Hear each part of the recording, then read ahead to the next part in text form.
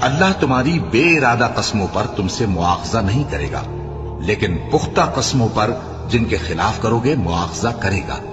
تو اس کا کفارہ 10 ناداروں کو اوسط درجے کا کھانا کھلانا ہے جو تم اپنے اہل و عیال کو کھلاتے ہو، یا ان کو کپڑے دینا یا ایک غلام آزاد کرنا، اور جس کو یہ میسر نہ ہو وہ 3 روزے رکھے۔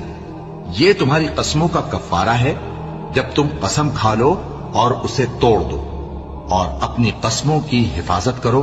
اس طرح اللہ تمہارے سمجھانے کے لیے اپنی آیتیں کھول کھول کر بیان فرماتا ہے تاکہ تم شکر کرو۔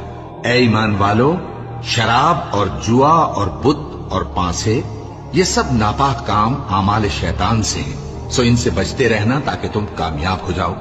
شیطان تو یہ چاہتا ہے کہ شراب اور جوئے کے سبب تمہارے آپس میں دشمنی اور رنجش ڈلوا دے، اور تمہیں اللہ کی یاد سے اور نماز سے روک دے۔